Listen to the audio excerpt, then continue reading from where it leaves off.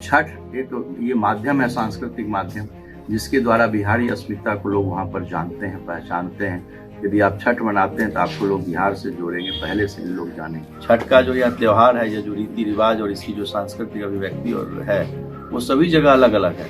छठ का जो स्वरूप जो तिरहुत में है, वो स्वरूप मगध में नहीं है। जो स्वरूप मगध में है, वो स्वरूप आपको अंग में नहीं मिलेगा। सब में चेंजेज हैं, सब जगह के रीति रिवाज में चेंजेज हैं। बिहार से निकलकर वर्ल्ड वाइड हो चुका छठ महापर्व बिहारियों के लिए सिर्फ एक त्योहार नहीं बल्कि इमोशन है।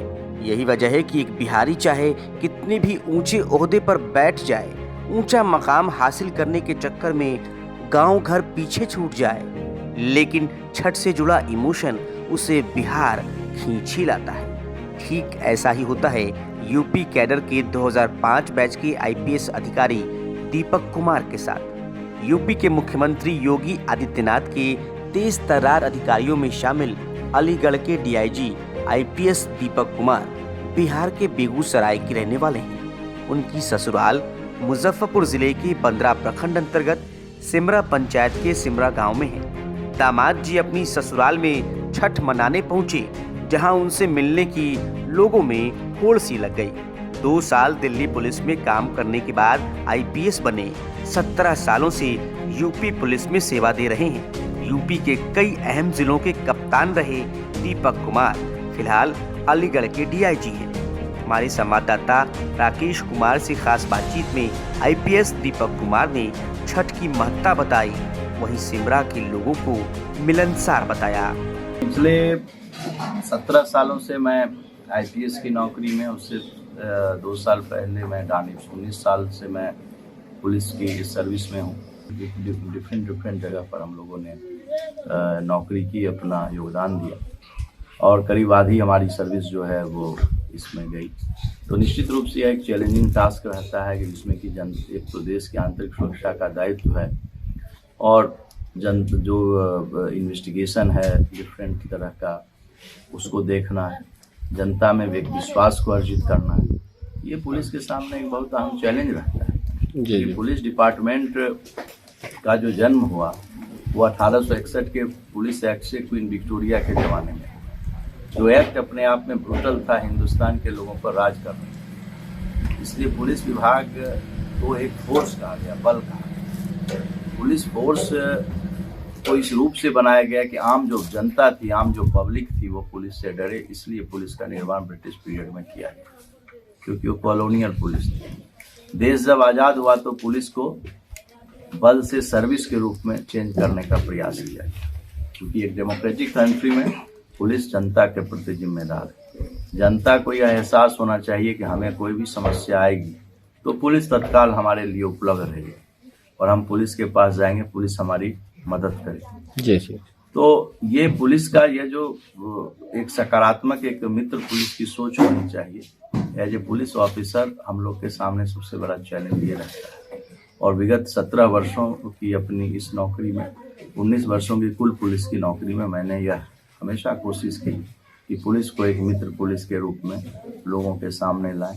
एक पुलिस का जो सरोकार होना चाहिए, एक सामाजिकता से सरोकार होना चाहिए, जहाँ पर कि आम आदमी को महसूस हो कि पुलिस हमारी मित्र है, और जो दुष्ट आदमी है, जो दुर्जन आदमी है, जो समाज विरोधी तत्व है, उसमें यह भय का भाव हो कि पुलिस जो है वो हमारे खिलाफ है और पुलिस जो है हमें कभी भी हमारे द्वारा कोई गलती की जाती है पुलिस हम पर कोई कार्रवाई कर सकती है। छठ का जो यह त्यौहार है, ये जो रीति रिवाज और इसकी जो सांस्कृतिक अभिव्यक्ति और है, वो सभी जगह अलग अलग है। छठ का जो स्वरूप जो तिरहुत में है, वो स्वरूप मगध में नहीं है। जो स्वरूप मगध में है, वो स्वरूप आपको अंग में नहीं मिलेगा। सब में चेंजेज हैं, सब जगह के रीति रिवाज में चेंजेज हैं। तो इन सभी जगहों पर छठ मनाई जाती है। सभी जगह के रीति रिवाज में थोड़ा सा फर्क हो सकता है, लेकिन बिहार की यह सांस्कृतिक अभिव्यक्ति है। और इस बहाने, जो कि एक बिहार का एक बहुत बड़ा डायस्पोरा है जो पूरे विश्व में फैला हुआ है, और ब्रिटिश पीरियड में बिहार के लोग, चाहे कैरिबियाई द्वीप में सूरीनाम हो, त्रिनिदाद हो, उसके बाद प्रशांत महासागर में, फिजी में, मॉरिशस में, बहुत जगह लोग गए गिरमिटिया मजदूर के रूप में, और आज वहाँ पर उस देश के राष्ट्राध्यक्ष हैं। उसमें जो बहुतेरे जो मजदूर थे वो सब इसी इलाके के से लोग जुड़े हुए थे। और 20वीं शताब्दी में भी शुरुआती दौर में कलकत्ता और उसके बाद के दौर में मुंबई और दिल्ली, इन महानगरों का जो निर्माण हुआ उसमें इस इलाके के मजदूर और काम करने वाले, सिर्फ मजदूर ही नहीं, जो काम करने वाले लोग थे वो भी गए। लेकिन पिछले 30 वर्षों में जो बिहार के लोग हैं उनके माइग्रेशन और चेंज आया। अब आप देखिएगा कि मुंबई में, पुणे में, बेंगलुरु में, हैदराबाद में, जो भी बड़े शहर हैं, नोएडा, तो आईटी इंडस्ट्री में बिहार के लड़के की भारी बहुतायत है। डबल इनकम कपल जो बिहार के लड़के लड़कियां हैं, ये बहुत ज़्यादा मात्रा में वहाँ पर हैं। और छठ एक ये माध्यम है, सांस्कृतिक माध्यम, जिसके द्वारा बिहारी अस्मिता को लोग वहाँ पर जानते हैं, पहचानते हैं। यदि आप छठ मनाते हैं तो आपको लोग बिहार से जोड़ेंगे, पहले से इन लोग जानेंगे। सर, मुजफ्फरपुर, बिहार में मुजफ्फरपुर जिले अंतर्गत एक छोटा सा पंचायत है सिमरा। यहाँ से सर आप काफ़ी जुड़े हुए हैं, सिमरा डेवढ़ी से काफ़ी जुड़े हुए हैं। सर, इस पंचायत को कैसे देखते हैं? ये हमारे जुड़े हुए, हमारी पत्नी, मेरी जो जीवन संगिनी है वो यहीं की हैं। इसलिए हम जब से 2005 में मेरी शादी हुई है, हम यहाँ हमेशा अपने ब्याह के उपरांत आते रहते हैं। और इस पंचायत में ओवरऑल जो मैं आया तो यहाँ पर सारी चीज़ें, सभी जाति और धर्म के, मजहब के लोग यहाँ पर मिलजुल करके रहते हैं और आपस में यहाँ पर काफ़ी प्रेम सौहार्द बना हुआ है। और जो मैं आपसे कहना चाह रहा था कि किसी भी पंचायत के जो लोग हैं, छठ हो, जब जो भी पंचायत के लोग जो बाहर रहते हैं तो मातृभूमि के प्रति उनका ऋण तभी वो उतार सकते हैं जब वो लौट कर आएँ और लौट करके कुछ योगदान दें अपने क्षेत्र में, तभी उस समाज की तरक्की हो सकती है। कोई समाज इमदाद के बल पर तरक्की नहीं कर सकता है। कोई समाज अपने आत्मबल पर, अपने फर्मनेस पर, अपने साहसपन की प्रवृत्ति पर तरक्की करता है। तो यहाँ लोगों में काफ़ी स्नेह है, लोग काफ़ी अच्छे हैं, मिलनसार हैं, एक दूसरे के साथ प्रेम भाव रहता है। और जो लोग बाहर रहते हैं वो जब लौट कर आते हैं तो उन्हें इस पर ध्यान देना चाहिए कि हम और अपने पंचायत के लिए क्या कर सकते हैं, अपने गांव के लिए और क्या कर सकते हैं। खासकर जो महिला शिक्षा का क्षेत्र है उसमें क्या कर सकते हैं। जो लड़कियां गांव में, महिलाएं जो विधवा हो जाती हैं, उनकी स्थिति बहुत ख़राब रहती है, उनके लिए क्या हम सोशल रिस्पॉन्सिबिलिटी के तहत कर सकते हैं।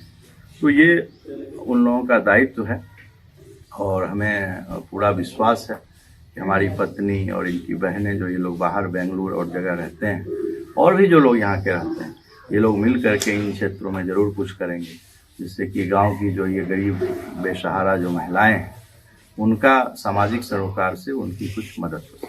सर, हमारे न्यूज़ चैनल के माध्यम से अभी जो तैयारी कर रहे हैं यूपीएससी और बीपीएससी का, जो स्टूडेंट लाइफ में लोग हैं, अभी तैयारी कर रहे हैं, बनना चाहते हैं सर आपकी तरह, उनके लिए क्या संदेश देना चाहेंगे? ये जिनको भी तैयारी जो भी कर रहे हैं, चाहे वो यूपीएससी की करें, चाहे आईटी, किसी चीज़ की तैयारी करें, जो भी उनका लक्ष्य है ज़िंदगी में, तो उनको हमेशा लक्ष्य पर ही अपनी नज़रें रखनी चाहिए। लक्ष्य पर जरी आंखें कब देख पाती हैं साज धरती का, सजीलापन गगन का। तो आपकी यदि आंखें लक्ष्य पर लगी हुई हैं तो आपको सिर्फ और सिर्फ अर्जुन की तरह आंख पर ध्यान देना चाहिए। ये नहीं देखना चाहिए कि ये रंगमंच में इतनी चीज़ें सजी हुई हैं तो हम उसको भी देखें, हम और चीज़ों का भी इंजॉय करें। तो यदि हमने टारगेट किसी चीज़ को किया है तो उसके लिए हमको परिश्रम करना होगा, उस पर हम बहुत ही मन लगाकर उस पर ध्यान दें, अपनी वृत्ति को उसमें लगाएं, इधर उधर पर कम ध्यान दें। और जो सिलेबस है, सिलेबस के हिसाब से पढ़ाई करें। एक जो लड़के हैं, जो हम उम्र लड़के हैं, उसके साथ एक ग्रुप मिला करके ग्रुप डिस्कशन करें, उनके साथ बैठकर पढ़ाई करेंगे और सिलेबस और पढ़ाई पर ध्यान देंगे। और आजकल यूट्यूब या सभी जगह बहुत सारे स्टडी मटेरियल उपलब्ध हैं, उसका यूज़ करें तो निश्चित रूप से उनको सफलता मिलेगी। सफलता का कभी भी कोई शॉर्टकट माध्यम नहीं होता है। सफलता पाने का एक ही मूल मंत्र है कि आपको अपने कार्य के प्रति निरंतरता रहनी चाहिए और एकाग्रता रहनी चाहिए। कि आप में एकाग्रता है और निरंतरता है तो कोई भी आपको आगे बढ़ने से नहीं रोक सकता।